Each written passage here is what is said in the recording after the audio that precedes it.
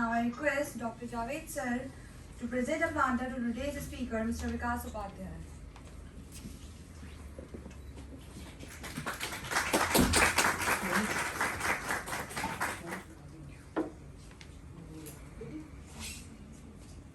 Working person. He used to sell bread in the village and recharge vouchers in the city. He also worked as a guard but did not give up. He had a desire to start his own business from a very small age, and now he owns a company named Dream Step Technologies Private Limited. With 40 employees and a turnover of crores, the company has its office set up in Noida and even has a branch in Canada. Very soon going to open offices in Dubai. Please welcome, sir.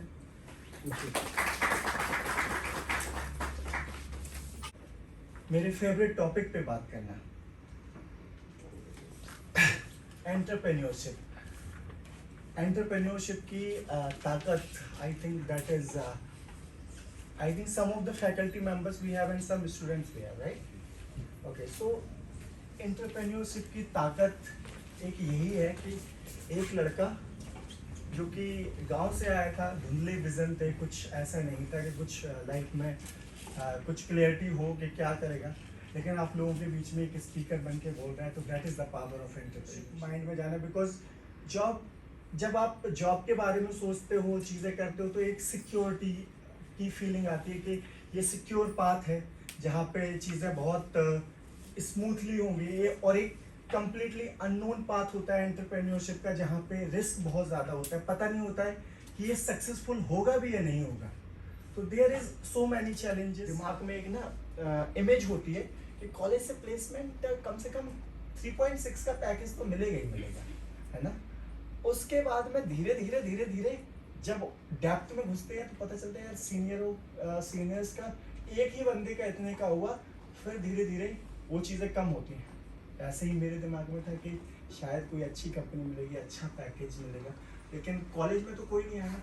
अब इसने 8,000 रुपये बोले, और literally I was feeling कि यार 8,000 रुपये में क्या होगा, मैं लखनऊ जैसे शहर में रहूँगा, 8,000 रुपये देगा, क्या रहूँगा, क्या खाऊँगा, क्या. मैंने आज भी मैं एक कंपनी चलाता हूँ, लेकिन मेरी मदर को मैं आज भी सब कुछ बताता हूँ. Even she don't know like entrepreneurship क्या होती है, क्या क्लाइंट होते हैं, कौन सा प्रोजेक्ट क्या, और बट मैं उसको सब कुछ बताने की कोशिश करता हूँ.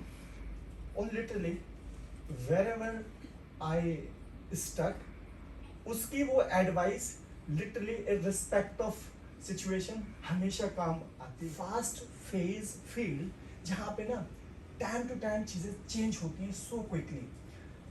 अगर आप टाइम के साथ में नहीं चलोगे तो you will fail for sure. This is what it is. We have seen many example in a past as well. And know the Nokia, how they were a game changer in some days, but all sudden they उनका production बंद हुआ, चीज़ें बंद हुई. Why that has happened? Because of the innovation that they stopped in their products, and they did not understand the user need and the customers what they are looking for. So जो teachers हैं उन लोगों के लिए यही कहना चाहूँगा कि एंटरप्रेन्योरशिप आज के टाइम में बहुत ज़्यादा एक ज़रूरी चीज़ है, और यही एक चीज़ है जो कि किसी भी कंट्री को ट्रांसफॉर्म कर सकती है एक अच्छी इकोनॉमी में, और एक डेवलपमेंट नेशन के लिए तो बहुत ही ज़्यादा ज़रूरी है. जितने ज़्यादा से ज़्यादा एंटरप्रेन्योर बनते हैं उतनी ज़्यादा अपॉर्चुनिटीज़ जनरेट होती हैं, एम्प्लॉयमेंट जनरेट होता है. For instance, I am running a company for 40 to 45 people. वो 40-45 फैमिलियाँ चलती हैं. 40-50 फैमिलियों में ऑन एन एवरेज मान लो 3-4 लोगों की ही फैमिली है, तो 100 लोग चलते हैं. उन 100 लोग जो 40-45 लोग कपड़े पहनते हैं, उससे शायद 10-15 कपड़े बनाने वालों के घर चलते होंगे. वो जो खाते हैं शायद किराने वालों के, और जो चीज़ें होती हैं उनके घर चलते हैं. So there is a huge network which is interconnected to one to another, and when an entrepreneur जब मार्केट में आता है, चीज़ों को करने की कोशिश करता है, तो there is so many new opportunity form होती हैं. So अपॉर्चुनिटी और ये एंटरप्रेन्योरशिप में जो लोग एक माइंडसेट है कि यार सिक्योर जॉब करते हैं, क्यों रिस्क लेना है, तो रिस्क है तो रिवॉर्ड भी है. So the amount of risk you have taken, आज शायद आप लोगों इतने वेल एजुकेटेड लोगों के सामने आज बात करने का एक 41% जिसके मार्क्स आए थे 10th में बोलने का मौका मिल रहा है, तो that is the power of entrepreneurship, right. मैं आप लोग जो टीचर्स लोग हैं, आप लोग बहुत गुणी लोग हैं जो एक ट्रांसफॉर्मेशन ला रहे हैं, but that is the power of entrepreneurship. क्योंकि आप अकेला तो नहीं चला सकते इतने बड़े प्रोजेक्ट्स को. तो मतलब what do you see in a person that makes you think कि he will do the job for me the way I did it? Okay. Actually, see, this is also a harsh reality. You need to trust, first thing, but business is your baby. You know better what is best for that. So, the trust ऐसे build होता है कि जब आप किसी बंदे को higher करते हो, how you respect them. किसी बंदे का इंटरव्यू लेते हैं तो उसको ये बोल देते हैं कि देखो, this is what I expect from you. First thing, transparency. मेरे साथ में 100% ऑनेस्ट रहना. जिस दिन अगर मैंने ऑनेस्टी में अगर कुछ गलत पाया तो that will be the problem. और अपने काम के प्रति ईमानदार रहना, दैट इज द थिंग. और फिर ना आप जब ओवर द टाइम देखो, प्रोसेस जब आप बनाते हो, जब आप बिजनेस बनाते हो, तो आपको सेटबैक्स भी बहुत सारे होते हैं. बहुत बार लोगों ने ऐसा किया कि एक चीज़ होती थी कि फैमिली सही समझता हूँ, आज भी अपनी टीम को फैमिली ही का ही एटमॉस्फेयर है, but some people have taken a advantage for that. And क्या किया कि बीच प्रोजेक्ट में इतना हम लोगों ने काम किया कि उन्हें काम बहुत अच्छा आने लगा, और उसके बाद में उन्होंने ऑल सडन छोड़ दिया और सिर्फ सर मुझे वहाँ से अच्छा ऑफर मिल गया और मैं जाना चाहता हूँ. अब आप इतना ज़्यादा मानते हो, आप उनसे कुछ कह भी नहीं पाए. सो अदर टाइम फिर मैंने क्या किया, पॉलिसी ही चेंज कर दी उस चीज़ की कि now I am more like emotional guy. So this thing मेरे से हैंडल नहीं होगी. Now need a HR who can take care of that part and the project manager for business aspect. So ऐसे आप प्रोसेस बनाते हो, फिर आप जो लूप होल्स होते हैं उनको आप भरते हो, और जो बंदे सच्चे होते हैं उन पे ट्रस्ट, एक्शंस ज़्यादा आपको दिखाते हैं कि more than words you will say. So ऐसे ही trust. Because you are the person who has created that company, it will always be there with you. But जो आपके यहाँ staff है, they are anyways they are employed. तो वो तो उनको अच्छी अपॉर्चुनिटी मिलेगी तो they will leave the company. बिल्कुल, है ना. हाँ जी. तो बैकअप्स वगैरह आपके पास या ये प्लान कुछ इस तरह का आप रखते ही होगे, क्योंकि वो तो एक normal, that is a norm. True. कि जैसे आपने कहा ना कि उसको हम ट्रस्ट से भी नहीं एसोसिएट कर सकते, क्योंकि स्पेशली कॉर्पोरेट में तो ये है कि लोग जॉब चेंज ही इसीलिए करते हैं. मोस्ट इम्पॉर्टेंट रीजन कि when they will change the company they will get hike. Same company में आपको उतना प्रॉफिट, उतना हाइक नहीं मिलता है जितना आपको चेंज करने पे मिलता है. True. है ना. So this is not for me. This is general- this is problem for everywhere, for all the companies around the world. Even the companies like Facebook, Google, or LinkedIn, like all the company face the same sort of thing.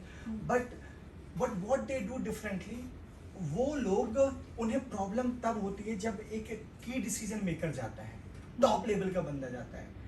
And हम जब startup करते हैं तो startup करते time पे आप क्या होते हो, वन मैन आर्मी होते हो. Initially when you start doing a business, literally बता रहा हूँ आप लोगों को कि जब स्टार्ट किया था तो पहले वेबसाइट होस्टिंग खरीदी, सब पूरा सेटअप किया, 5 ईमेल आईडी बनाई, और 5 ईमेल आईडी अलग अलग, अकाउंट्स की अलग बना ली, सेल्स की अलग बना ली, अपने नाम से अलग बना ली, कंपनी के कैरियर के लिए अलग बना ली, और सबको ऑपरेट करता था. लोगों को लगना चाहिए कि यार एक मतलब कंपनी तो डूइंग वेल, HR वाली से रिस्पॉन्ड हो रहा सब. सो these kind of initially you will face that kind of a problem, because that is something you will figure it out once you will start to add people. लोग जाएंगे, that is for sure, because अगर हर एक बंदे को अपनी growth देखनी है, अगर उसे एक लिमिट तक ही लगेगा कि उसे जिस दिन ये लग गया कि नहीं यार मेरी वर्थ ज़्यादा है या मुझे मेरी वर्थ से भी कहीं ज़्यादा ऑफर मिल रहा है तो मैं वो ज्वाइन करूँगा। और ऐसा नहीं कि मेरी कंपनी से लोग नहीं जाते, हाँ, ऑब्वियसली वो तो जाएंगे ही जाएंगे।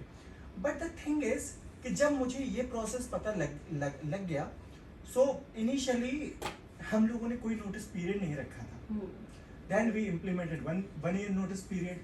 फिर हमने और क्लोजली उस चीज को वॉच आउट किया कि अदर कंपनीज के तो नोटिस पीरियड टू मंथ्स के हैं।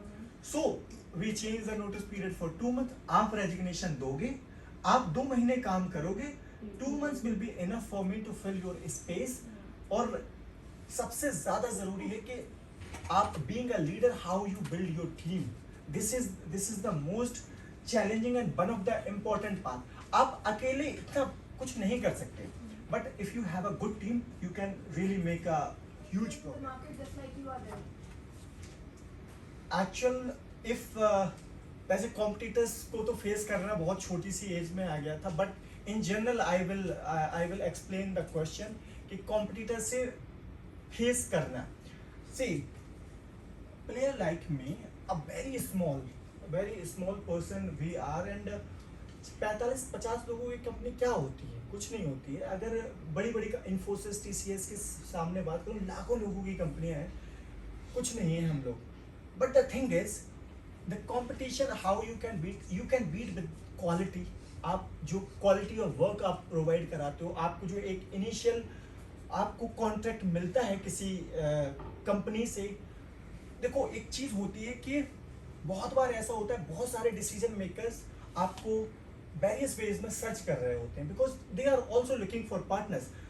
Various ways can be LinkedIn के थ्रू हो सकता है, अदर फ्रीलांसिंग प्लेटफॉर्म के जरिए हो सकता है। आपको छोटे प्रोजेक्ट्स मिलते हैं, आप उनको कैसे ट्रीट करते हो, उनको कैसे अच्छा करते हो, देन आपको बड़े प्रोजेक्ट मिलने स्टार्ट होते हैं और वो रेफरेंस आपके काम करते हैं। तो कंपटीशन के लिए सबसे पहले तो जो ज़रूरी है वो आपकी प्राइसिंग बहुत ज़्यादा ज़रूरी होती है कि आप प्राइसेस कैसे देते हो। दूसरी चीज़ ये है कि आपके जो पास्ट कस्टमर्स हैं, आपने उनको सर्विस कैसे दी है। ये एक बहुत बड़ा फैक्टर होता है। बहुत सारे लोग पैसे बनाने के चक्कर में क्विक मनी बन जाए, जल्दी से प्रोजेक्ट डिलीवर हो, और जब वो प्रोजेक्ट पूरा होता है उसके बाद में फिर आप क्लाइंट का कॉल भी पिकअप नहीं करते, है ना। So the problem here is कि you really understand your customer well. अगर आपने कस्टमर्स को तवज्जो नहीं दी तो you will never get succeed. जब एक लेवल आ जाता है, when you become a brand, you have so many things to show to the people or to the clients। फिर ना आप पैसे भी अपने थोड़े से ज़्यादा रखते हो, तब भी लोग आपको पे करते हैं। बिकॉज एक चीज़ मैंने इस बिजनेस से सीखी है, and that is what is कि हर दिन नए क्लाइंट बनाने मत जाओ। हर दिन नए क्लाइंट बना, और मैं आज भी यही सेल्स टीम से कहता हूँ कि आप हर दिन नए क्लाइंट मत बनाओ, बट जो बन गए हैं उनको सर्विस अच्छी प्रोवाइड करो। सो द इम्पोर्टेंट थिंग इज कि आप महीने में 10 क्लाइंट ही बनाओ, ठीक है, लेकिन जो आपके हर महीने 10-10 बनते जा रहे हैं, और अगर उनको आप 50% को भी आप लॉन्ग टर्म में कन्वर्ट कर लिए, आपको नए बिजनेस की फिर जरूरत ही नहीं पड़ेगी। जरूरत पड़ेगी आपको आगे बढ़ने के लिए, लेकिन करंट चीजों को संभालने के लिए नहीं। आपकी करंट कंपनी को सैलरी पे करने के लिए, खर्चे पूरे करने के लिए वो एग्जिस्टिंग क्लाइंट ही बहुत है। So that is what I think दोनों पार्ट एंड पार्सल है कि आपको वो लोग के माइंड्स, क्योंकि अगर आपको ऐसे लोग मिल जाते थे जिन्हें अपना बिजनेस खोलना होता तो वो अपनी बिजनेस खोल लेते और आपका एक कॉम्पिटिटर और हो जाता। तो आई थिंक वो सारा एक माइंडसेट है। और आज भी जैसे आपकी सेल्स टीम है, दूसरी टीम है, तो they are all they are doing job. तो आई थिंक वो सारा एक entrepreneurship and job they like kind of mindset ही है, क्योंकि एंटरप्रेन्योर जैसे आपका पैशन है, हो सकता है जो आपके साथ जॉब कर रहे हैं उसका पैशन जॉब ही है। तो दोनों चीजों की बहुत तो साथ में होना दोनों का एक मैंने आपको देखो एक चीज यहाँ पे मैंने बताई थी कि don't confuse with the job and entrepreneurship, both is important thing. How you tackle this part is important. एक चीज है, देखो जॉब आप कर रहे हो, ठीक है, जॉब आप कर रहे हो, हम अभी काम कर रहे हैं बहुत सारे फॉरेन कंपनीज के लिए, ठीक है, वो अभी आई थिंक आप किसी भी कंपनी का बिजनेस मॉडल आप उठा के देखो, इन्फोसिस का आप बिजनेस मॉडल उठा के देख लो, टीसीएस का आप बिजनेस मॉडल उठा के देखो, मैं आईटी कंपनीज की ही बात कर रहा हूँ। वो लोग क्या कर रहे हैं कि बाहर से प्रोजेक्ट लेके आते हैं, फिर यहाँ पे लोग हायर करते हैं, वो लोगों से काम कराते हैं, राइट। तो वहाँ से जब पैसा आप लेके डॉलर्स या ब्रिटिश पाउंड या कैनेडियन डॉलर्स जब आप अपने इंडिया में लेके आते हो, तो यहाँ पे अपॉर्चुनिटी क्रिएट होती है। जॉब जो एम्प्लॉय है वो भी इक्वली इम्पोर्टेंट है, बट अगर हम ज़्यादा एंटरप्रेन्योर्स बनाएंगे, उनमें से अगर ज़्यादा एम्प्लॉयज़ में से एंटरप्रेन्योर निकल के आएंगे, तो वो ज़्यादा जॉब जनरेट करेंगे, ज़्यादा बिजनेस आएगा बाहर से, ज़्यादा चीज़ें होंगी, टेक्नोलॉजी इनोवेशन ज़्यादा बढ़ेगी। बिकॉज यही तो प्रॉब्लम इंडिया में हो रही है। The mindset we have, the mindset we are following, सबका यही है कि यार जॉब लग जाए मेरी। आप एक चीज़ को देखिए, आप शायद मतलब देखती होंगी, फॉलो करती होंगी, एक डी क्लास की जॉब निकलती है या कोई भी स्वीपर की भी जॉब गवर्नमेंट में निकलती है, लिटरली बीटेक वाले फॉर्म भर देते हैं। Why this is happening? Because the lack of job. When entrepreneurship पे फोकस किया जाएगा, स्किल डेवलपमेंट होगी, चीज़ें एंटरप्रेन्योर लोग बनेंगे, तो रोजगार भी बढ़ेगा। तो that is why the entrepreneurship is more important nowadays. और आप किसी भी कंट्री को आप उठा के देखिए, आप यूएसए को उठा के देखिए, silicon valley, this is known for the startups, incubators कितने चल रहे हैं, मतलब हर एक जगह। चाइना आप उठा के देखिए, आप यूएसए में देखो, यूके में देखो, हर जगह each and every government making a entrepreneurship like support, जो उन्हें उनके हिसाब से पॉलिसीज को ड्राइव कर रहे हैं, बना रहे हैं उनके हिसाब से। दिस इज बिकॉज, एंड अपने यहाँ पे भी जो पॉलिसीज बन रही हैं वो भी इसी बिहाफ पे बन रही है कि ज़्यादा से ज़्यादा स्किल डेवलपमेंट पे काम हो, एंटरप्रेन्योरशिप प्रोग्राम। गवर्नमेंट बहुत सारे लोन प्रोग्राम चला रही है, जैसे आप लोगों में निधि, प्रयास, इस तरीके की बहुत सारी डीएसटी जो चीज़ें चला रही है, ये इसीलिए चला रही है कि ज़्यादा से ज़्यादा, बिकॉज गवर्नमेंट भी limited amount of jobs create कर सकती है। यहाँ पे the kind of a man power we have so much manpower, the jobs can be limited, and the solution is, आप जब एंटरप्रेन्योर बनते हो तो आप सिर्फ और सिर्फ लोकल के लिए आप नहीं रहते हो, आप ग्लोबल हो जाते हो। फिर आप लोगों को पकड़ते हो और ग्लोबल मार्केट का काम कराने के लिए आप अपने लोकल लोगों को रोजगार देते हो। तो ये डिफरेंस है एंटरप्रेन्योरशिप और एम्प्लॉय माइंडसेट में, दोनों इक्वली इंपॉर्टेंट है। और एक चीज, ये बात सच है कि वो एम्प्लॉय ही एंटरप्रेन्योरशिप बनते हैं। एक यहाँ पे वर्ड और होता है, शायद आप लोगों में से बहुत, एंटरप्रेन्योर ऐसे लोग होते हैं, ऑफिस में ही ऐसे लोग होते हैं, जो लोग क्या करते हैं, जैसे सपोज मेरे ऑफिस में बहुत सारे ऐसे लोग हैं जो अपने काम की रिस्पॉन्सिबिलिटी लेते हैं। दे फील कि दिस कंपनी इज माइन, और वो लोग उसको अपनी तरह से, तो वहाँ पे क्या होता है कि वी ऑल्सो फील कि this guy is doing so much, so आप उसको, या तो आप थोड़े परसेंट कुछ शेयर्स आप उसको दे देते हो, कि जिससे वो अब जो एक्स्ट्रा एफर्ट डालना उसका मोटिवेशन रहना चाहिए। We have so many great Indian talents like CEO and founder, CEO of Google, Sundar Pichai, right? And Google provided them stake in the company, so that is how, and लोग company से, मैं भी किसी की company में 6 महीने के लिए एम्प्लॉय था, तो दैट इज माइंड सेट। और वहाँ पे जब जो लोग बनते हैं उनके दिमाग में कोई आइडिया आएगा तो वो फिर निकलेगा, तो वो कंपनी बनेगी। So both thing is important, but अगर किसी चीज़ के बारे में हम जागरूक ही नहीं होंगे तो हमें पता नहीं चलेगा कि व्हाट आर द पॉसिबिलिटी। अगर शायद मैं वही कर रहा होता जो मैं पहले कर रहा होता, तो आज मुझे यही पता नहीं कि आईटी कुछ होता है या आईटी कंपनी मुझे बनानी है। तो जागरूक होना उस चीज़ के बारे में, ओपन आइज रखना। हम जो शुरुआत से ही एक माइंडसेट बना देते हैं कि मेरा बच्चा होगा वो डॉक्टर या इंजीनियर बनेगा, तो ये थोड़ा सा इससे ऊपर निकल के आए। ये भी अगर वो एंटरप्रेन्योर बनना चाह रहा है तो उसको भी हम सपोर्ट करें, उसकी भी चीज़ों को समझें। तो ये सोसाइटी के लिए, कंट्री के लिए ये सब बेटर करता हूँ। तो सर जैसे आपने बोला कि कोई प्रैक्टिकल नॉलेज बहुत नेसेसरी होता है सर, बट मैं ऐसे फ्रेंड्स के लिए ऐसे वर्क्स वगैरह करके देता हूँ, बट सर ऐसा ऑफिशियली कोई प्रोफेशनल काम में मैं कभी नहीं हो पाया हूँ सर, तो आपके What kind of tools you are using?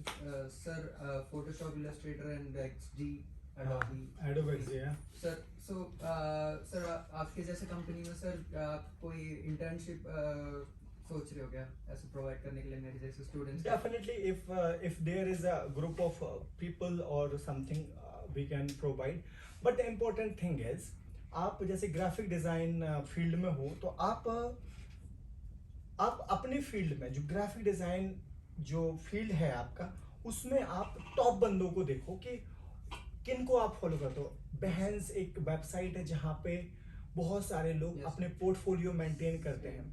There is template monster, there Envato Elements, there is so many website जहाँ पे आप रेफरेंसेस निकाल सकते हो कि जैसे सपोज बिजनेस कार्ड है, फॉर इंस्टेंस एक लोगो ही बनाना है या बिजनेस कार्ड बनाना है या लेटर हेड बनाना है, आप उसकी डिजाइन्स के रेफरेंस निकालो, फिर उन पे आप काम करो और अपनी क्वालिटी को कंपेयर करो कि कहाँ पे मैं हूँ।